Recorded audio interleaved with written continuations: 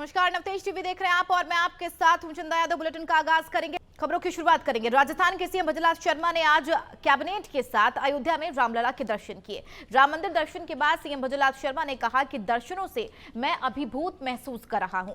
CM ने कहा कि पहले भी कई बार अयोध्या गए थे, लेकिन रामलला के दर्शन मुझे टेंट में करने पड़े थे, लेकिन हम सौभाग्यशाली हैं कि हमें राम मंदिर में श्री राम के दर्शन हुए। बता दें, सीएम भजनलाल शर्मा के साथ बीजेपी प्रदेश अध्यक्ष सीपी जोशी, 57 विधायक, 8 सांसद, 16 बीजेपी पदाधिकारी मौजूद थे। साथ ही मुख्य सचिव सुधांशु पंत, मुख्यमंत्री के अतिरिक्त मुख्य सचिव शिखर अग्रवाल और सीएमओ के अधिकारी भी अयोध्या पहुंचे थे।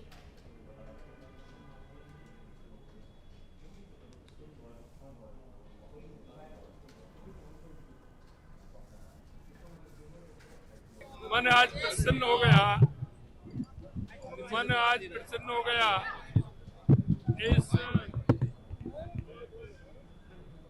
जबरदस्ती नहीं सही होता है। इससे पहले जब कभी भी दर्शन किए थे रामलला के, तो टेंट में किए थे। अब दिव्य और भव्य मंदिर में दर्शन करने वाले हैं। निश्चित रूप से अपने आप को अभिभूत मान रहे हैं कि इतना बड़ा काम हुआ है और हम रामलला के दर्शन एक बहुत दिव्य और भव्य मंदिर में कर पाएंगे। मैं देश के यशस्वी प्रधानमंत्री नरेंद्र मोदी जी को बहुत बहुत धन्यवाद और साधुवाद देना चाहता हूं कि उन्होंने इस देश नहीं दुनिया के सबसे बड़े इस सांस्कृतिक महत्व वाले केंद्र को इतना विशाल रामलला का मंदिर बनके तैयार हुआ है।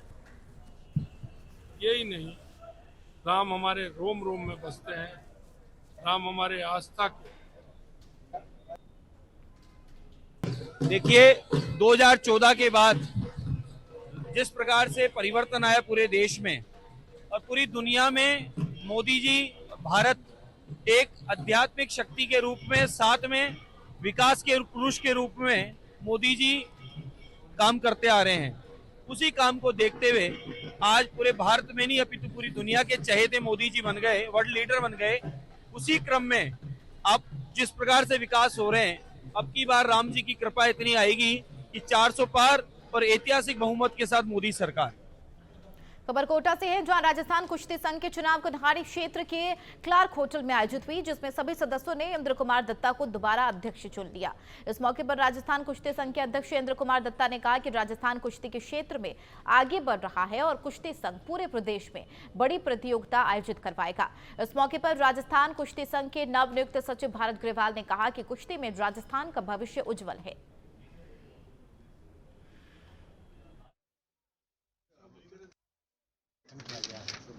राजस्थान कुश्ती संघ के चुनाव यहाँ पर आज हुए हैं क्लार्क के अंदर, और हमारी कार्यकारिणी विभिन्न जिलों से, धौलपुर, कहाँ से पधारे, माधोपुर, पूरे राजस्थान के पधारे हुए, बीकानेर, जयपुर, जैसलमेर, सिरोही, हाँ सबसे कृपा हुई है और हमें नियुक्त अध्यक्ष चुना गया है। और हम चाहते हैं कि राजस्थान की कुश्ती में पारदर्शिता, निष्पक्षता हो। आगे हम काफ़ी आज सब लोग यहाँ इकट्ठे हुए हैं, निर्विरोध यहाँ चुनाव हुआ और सभी जिलों से पधारे, उन सबको मैं मेरी तरफ से धन्यवाद देता हूँ जिन्होंने मुझे मौका दिया, सचिव बनाया। और हम आगे कुश्ती का विकास करेंगे।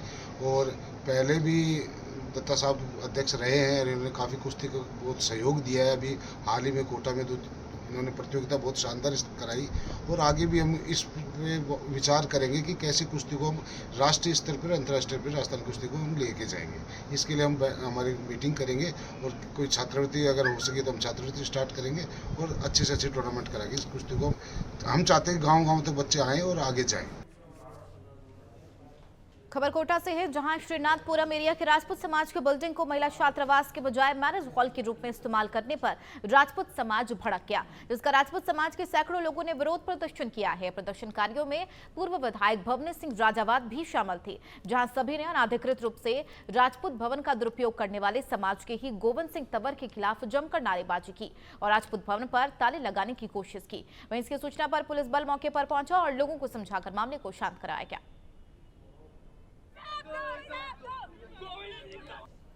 इसके 1 महीने से लगातार हम प्रयास कर रहे थे, फुल कोशिश कर रहे थे। पूरे राजपूत समाज में इसका रोष था। 2003 में ये धारीवाल जी जब मंत्री हुआ करते थे, उस समय में राजपूत समाज के नाम से ज़मीन अलॉटमेंट की हुई थी। उसके बाद 2003 के बाद जब इसमें मीटिंग की राजपूत समाज की, पूरे हाड़ोती में से राजपूत समाज पधारा। उसके बाद इसमें हाड़ी रानी कन्या छात्रावास के नाम से राजपूत समाज से पूरे राजस्थान से करोड़ों रुपये उगाए गए। एक किसी ने 50,000 दिए, किसी ने 1 लाख रुपये दिए, सबका इसमें योगदान रहा। उसके बाद कन्या छात्रावास, तो इसमें एक व्यक्ति गोविंद सिंह तंवर 2003 से अध्यक्ष बनकर बैठे हुए हैं। उनके परिवार की जो उनके सासू ससुर करके 46 मेंबर उनके परिवार के बनाकर इसमें चुनाव प्रक्रिया नहीं कराकर खुद धांधली कर इसमें 20 साल से वो अध्यक्ष बनकर बैठे हुए हैं। इसमें आज दिन तक उन्होंने कन्या छात्रावास के नाम से एक दिन कन्या इसके अंदर नहीं रखी। राजपूत समाज के साथ जो इन्होंने गबन किया है, राजपूत समाज का जो पैसा लेकर जो धोखा किया है, वो बहुत निंदनीय है। हम राजपूत समाज इसको कहीं बर्दाश्त नहीं करेंगे। हमने 1 महीने से इसका प्रयास कर रहे थे। उस पर मैंने प्रण लिया था, 1 महीने पहले मैंने संकल्प लिया था, अभी 4 दिन पहले प्रेस कॉन्फ्रेंस करके आशापाला मंदिर पर सामने कि जब तक ये कन्या छात्रावास को नहीं हो जाता है, जब तक मैं चप्पल नहीं पहनूंगा।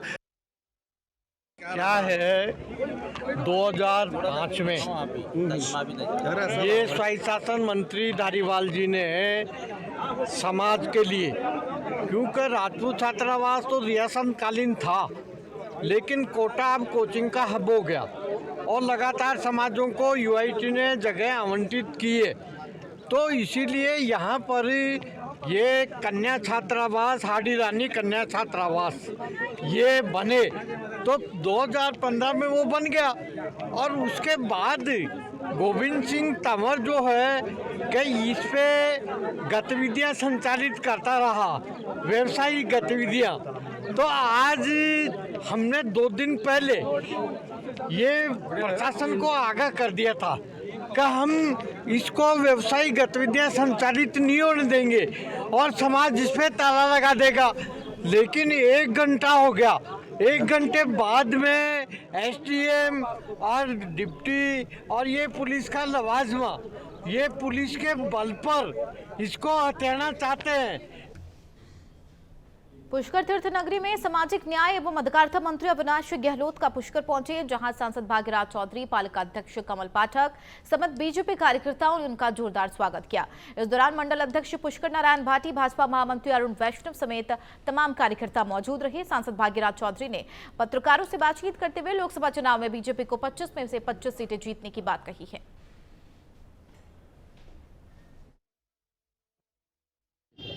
राजस्थान में 25 सीटें लोकसभा की, 25 की 25 भारतीय जनता पार्टी की झोली में जाएगी। हमारे देश के यशस्वी प्रधानमंत्री नरेंद्र भाई मोदी जी ने जो 10 साल में काम किया, 14 से लेकर 24 तक, वो बेमिसाल है। गरीब को गणेश मानकर जो उन्होंने काम किया है, वास्तव में उसके हमारे देश में तो जो विकास हुई है, 25 करोड़ से भी ज़्यादा जनता गरीबी की रेखा से बाहर निकली है, परंतु उसके साथ साथ पूरे दुनिया में हमारे देश का मान और सम्मान बढ़ा है। मैं ये कह सकता हूँ कि ऐसे ऐतिहासिक काम किए हैं मोदी जी के नेतृत्व में। धारा 370 कश्मीर से धारा 370 हटाई, इसलिए भारतीय जनता पार्टी अकेली 370 सीटों से ज़्यादा लेके आएगी पूरे देश भर में। और कांग्रेस ने 35 का विरोध किया, इसलिए कांग्रेस की 35 से ज़्यादा सीटें नहीं आएगी, ये मैं दावे के साथ कहता हूँ। देखो एनडीए की सरकार, एनडीए की बात है, अब की बार एनडीए 400 पार। मैं बात कर रहा हूँ बीजेपी अकेली, वो 370 से कम नहीं लेके आई, क्योंकि जम्मू कश्मीर धारा 370 हटाई, इसलिए अकेली भारतीय जनता पार्टी की 370 सीटें से ज़्यादा आएगी और पूरे एनडीए की अब की बार 400 पार सीटें आएगी। और कांग्रेस जिन्होंने 35 का विरोध किया था, इसलिए कांग्रेस की 35 सीटें से ऊपर नहीं आएगी।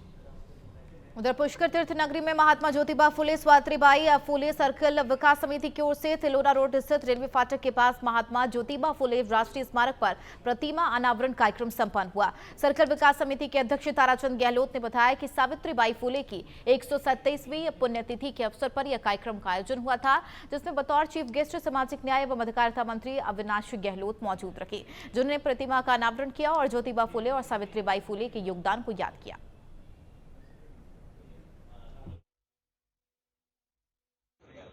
हिंदुस्तान की पहली महिला शिक्षिका हमारी आदर्श आदरणीय माता सावित्रीबाई फुले की 127वीं पुण्यतिथि का कार्यक्रम है।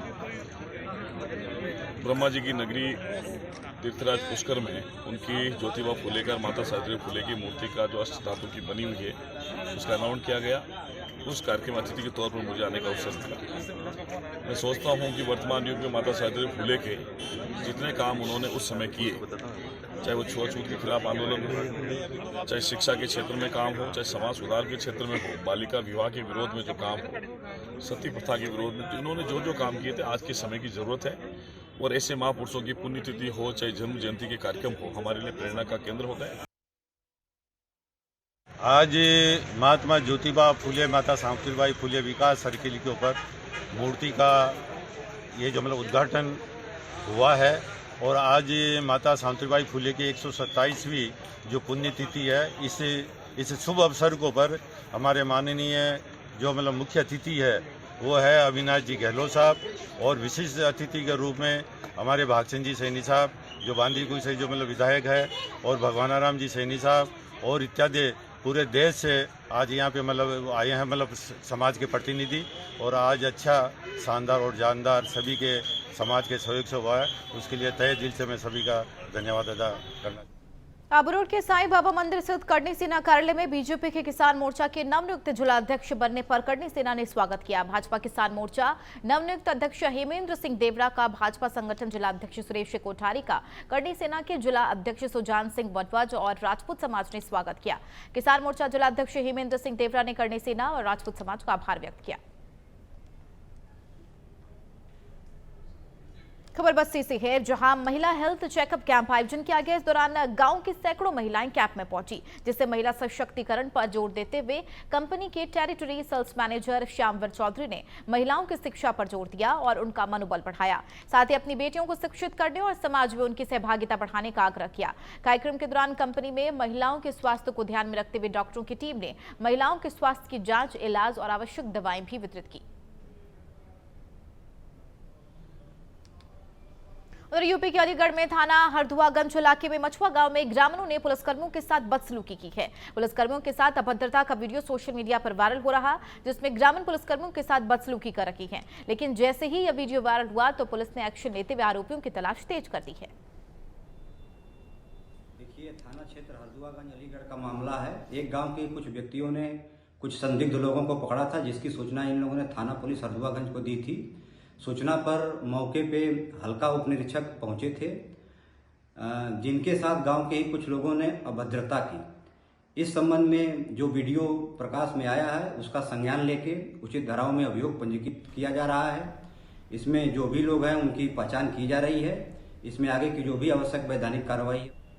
रुद्रपाली के कोतवाली थाना क्षेत्र में पनिहारी बाईपास के पास एक ट्रक में आग लग गई और ड्राइवर ने कूदकर अपनी जान बचाई। सूचना पर पहुंचे दमकल विभाग के अधिकारियों ने कड़ी मशक्कत के बाद आग पर काबू पा लिया। इस दौरान लंबा जाम लग गया। बताया जा रहा है कि ट्रक चालक कपड़ों से भरा ट्रक लेकर पाली की तरफ जा रहा था, तभी रास्ते में ट्रक में आग लग गई।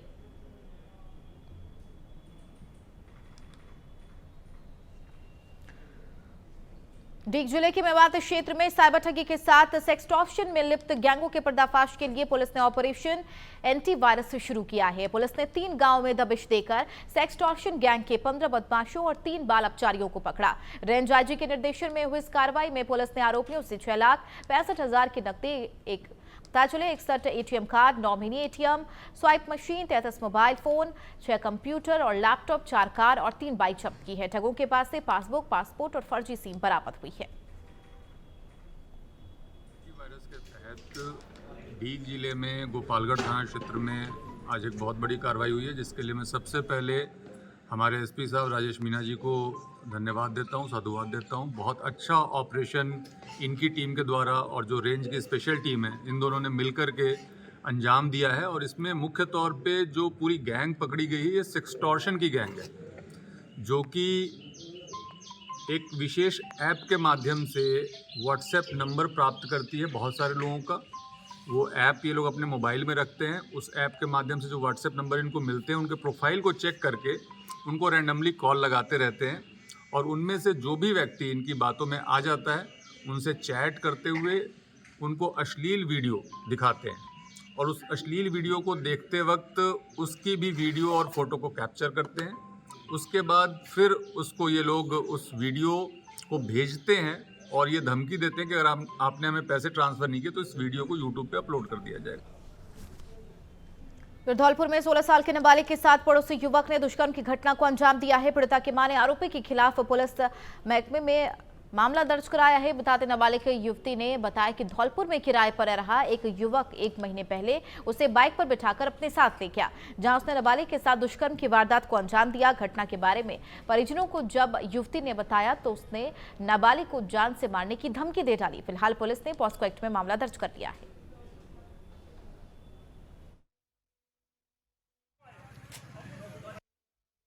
कल दिनांक 9/3/24 को थाना पर एक रिपोर्ट नाबालिग से रेप के संबंध में प्राप्त हुई, जिसमें घटना करीब 1 माह पूर्व की बताई है।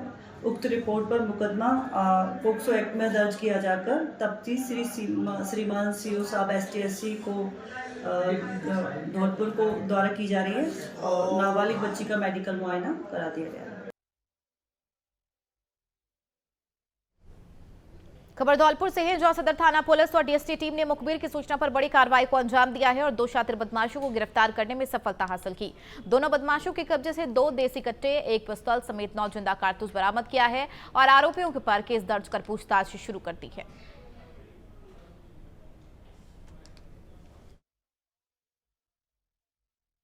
श्रीमान महानिरीक्षक पुलिस रेंज भरतपुर श्री राहुल प्रकाश जी द्वारा संपूर्ण रेंज के अंदर अपराधियों की धरपकड़ हेतु अभियान चलाया जा रहा है, जिसी के तहत में कल जिला धौलपुर की सदर टीम श्रीमान पुलिस अधीक्षक महोदय श्री ब्रजेश ज्योति उपाध्याय जी के निर्देशानुसार थाना सदर की टीम के साथ में मिलकर के, और ये जो काजीपुरा मोड़ इलाका थाना सदर का पड़ता है, वहाँ से डिडवाना पुलिस ने बड़ी कार्रवाई करते हुए अंतर्राज्यीय चोर गैंग का पर्दाफाश किया है। पुलिस ने इस गैंग के 8 चोरों को गिरफ्तार किया। बताया जा रहा है कि ये मनचले चलती बसों से यात्रियों का सामान, जेवरात और नकदी चोरी करते थे। कई यात्रियों ने इसकी शिकायत भी थाने में दर्ज कराई थी, जिसके बाद चोरों को पकड़ने के लिए पुलिस ने सघन चेकिंग अभियान चलाया, जिसके तहत पुलिस ने CCTV फुटेज और कॉल डिटेल सहित मुखबिरों को एक्टिव किया है और आखिरकार पुलिस चोरों तक पहुंचने में कामयाब हुई है। पुलिस के मुताबिक पकड़े गए सभी चोर उत्तर प्रदेश के रहने वाले हैं और सभी मिलकर चोरी की वारदात को अंजाम दिया करते थे।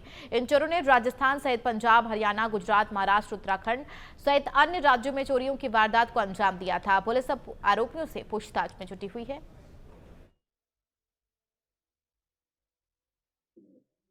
दिनांक 30 जनवरी को एक महिला लोसल से अपने पियर दौलतपुरा आती है बस के अंदर।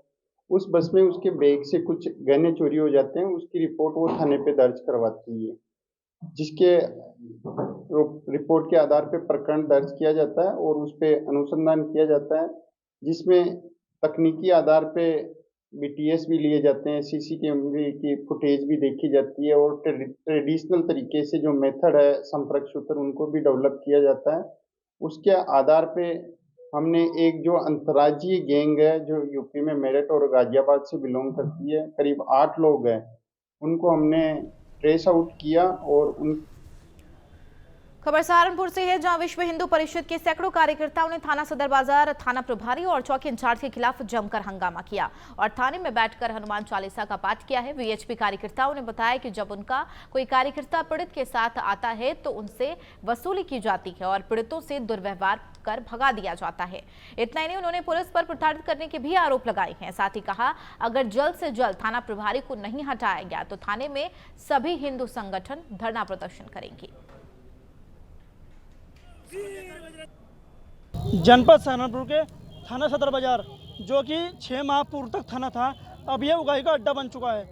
लगभग 6 महीने के अंदर 5वीं घटनाएं हो चुकी हैं। हम प्रतिदिन इग्नोर करते आए हैं कि भाई चलो कोई बात नहीं, पुलिस अपने आप कर लेगी, लेकिन पुलिस ने समझ लिया कि जो हिंदू समाज है ये गूंगा है, तो इसको गूंगा समझते हुए ये बड़ी तौर पर उगाई कर रहे हैं और जो इनके उच्च अधिकारी हैं उनको ही गुमराह करते हैं। पिछले सप्ताह अपने कार्यकर्ता के साथ मुस्लिमों द्वारा मारपीट की गई। हमने एप्लीकेशन के बाद बार बार निवेदन करते रहे, लेकिन ये उच्च अधिकारियों को गुमराह करते रहे। यह बिल्कुल बर्दाश्त नहीं होगा। अभी 4 दिन पूर्व अपने कार्यकर्ता का प्लॉट पर कब्जा कर लिया। हमारे पास पुराने 5 बैनामे है, लेकिन ये झालावाड़ के पुगारिया थाना क्षेत्र के ठिकरिया गांव में आपसी विवाद को लेकर 3 लोगों ने अपने ही पड़ोसी की गोली मारकर हत्या कर दी। हत्या की घटना से आक्रोशित ग्रामीणों ने डाक भवानी मंडी मेगा हाईवे सड़क पर शव रखकर जाम लगा दिया। ग्रामीणों की मांग है कि आरोपियों के घर पर बुलडोजर चलाकर उनको सख्त सजा दी जाए। उधर मामले की सूचना मिलते ही एसडीएम और डीएसपी भी मौके पर पहुंचकर ग्रामीणों को न्याय दिलाने का आश्वासन दिया। पुगारिया थाना क्षेत्र उसमें ठीकरिया एक गाँव है। ठीकरिया गाँव में भगवान सिंह का और नैन सिंह का घर आमने सामने है। पड़ोस में एक गुमान सिंह का घर भी है। आज सुबह एक फायरिंग की घटना हुई है। फायरिंग की घटना में गोली लगने से भगवान सिंह की के दौरान उसकी लाश जब लेके गए थे मृत्यु हुई है। उसका पोस्टमार्टम करवाया जा रहा है। एफआईआर दर्ज करके प्रकरण दर्ज करके अनुसंधान किया जा रहा है। आरोपी की तलाश की जा रही है।